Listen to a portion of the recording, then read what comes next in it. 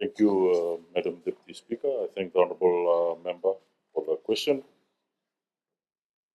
Madam Deputy Speaker, the plans to address water supply challenges in the Nalawa area, including Navesau Secondary School, through to Madhuvani and Ra, embedded within the Water Sector Strategy 2050, specifically identified from the previous 2019 Korvo to Rakiraki Water Supply Master Plan and 2019 Rakiraki Water Master Plan. Under these plans, the proposed the Kuivuna scheme will establish a new water treatment plant drawing from the Kuivuna Creek. This facility is intended to serve the southern end of the Korvo Rakiraki reticulation gap and extend northwards to include Navesau Adventist High School and surrounding communities.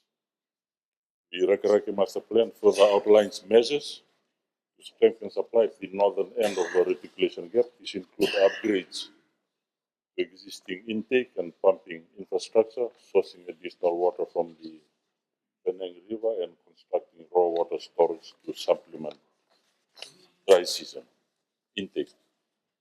Further supply options also would consider sourcing from the Wainibuka River. I've made initial discussions and had a look at the proposed site with relevant landowner representatives. Subsequent to this, further discussions have been held with the Global Green Growth Institute in terms of feasibility. Looking ahead, even with the improved non-revenue water management, demand beyond the current 20-year planning horizon will necessitate additional interventions, such as the expanded raw water storage, new sources at Wainibuka, as I mentioned, and potential desalination, including solar desalination.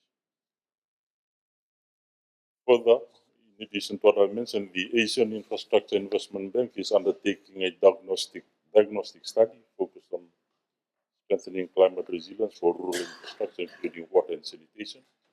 This study encompasses 7 rural clusters across which 11 will live, one of which is the Mataiwe Lebum Barotu cluster in Ra. Preliminary assessments for this cluster align with the Korvo Rakiraki Master Plan and proposed sourcing from the Wainibuka River.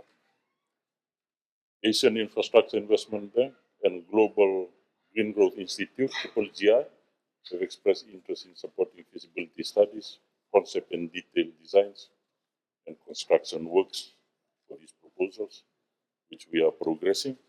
They have also indicated willingness to fund the existing Water Authority of Fiji projects identified in the Water Sector Strategy 2050 that will deliver tangible benefits to communities within these clusters.